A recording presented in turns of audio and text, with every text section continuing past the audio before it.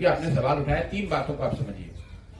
किसी भी नीति को लागू करने के लिए आपको ये देखना चाहिए कि क्या दुनिया में कहीं कोई ऐसा प्रमाण है कि शराबबंदी के जरिए किसी राज्य, किसी देश, किसी समाज का आर्थिक सामाजिक उत्थान हुआ हो। दुनिया में ऐसा कोई प्रमाण नहीं है, भारत नहीं, दुनिया में कोई ऐसा प्रमाण नहीं है कि किसी राज्य ने, किसी समाज ने शराबबंदी के जरिए अपना आर्थिक सामाजिक नैतिक उत्थान किया हो। दूसरा तर्क ये दिया गया कि शराबबंदी इसलिए लागू किया जा रहा है क्योंकि महात्मा गांधी ऐसा चाहते थे। मैंने इसका भी खंडन किया है। जो लोग भी महात्मा गांधी को पढ़े हैं, समझते हैं, महात्मा गांधी ने शराबबंदी को एक सामाजिक प्रयास के तौर पर उसकी बात कही है। राजनीतिक कानून की बात उन्होंने, सरकारी कानून की बात नहीं कही है। उन्होंने ये कहा कि सरकारों को, समाज को ये काम करना चाहिए इस दिशा में कि शराब लोग न पिए। लेकिन गांधी जी ने यह भी कहा कि लोगों को प्रयास करना चाहिए कि वेजिटेरियन रहिए।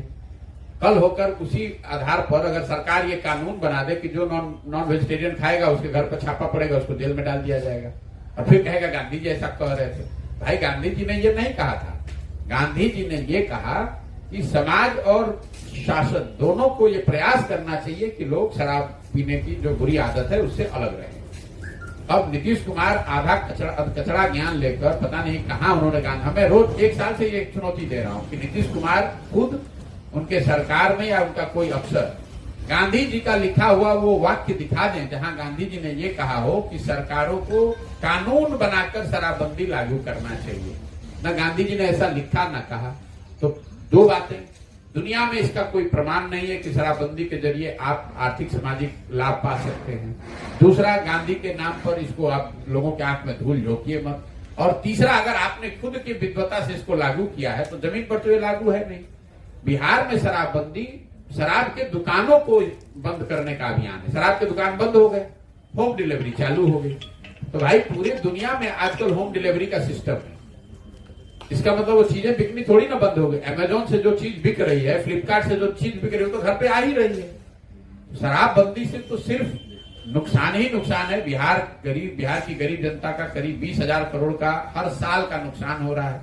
और ये पैसा जा कहां रहा है? ये पैसा जा रहा है जो शराब माफिया है, जो भ्रष्ट अफसर है, उसकी जेब में। वो पैसा लूट कर अपने घर ले जा रहे हैं।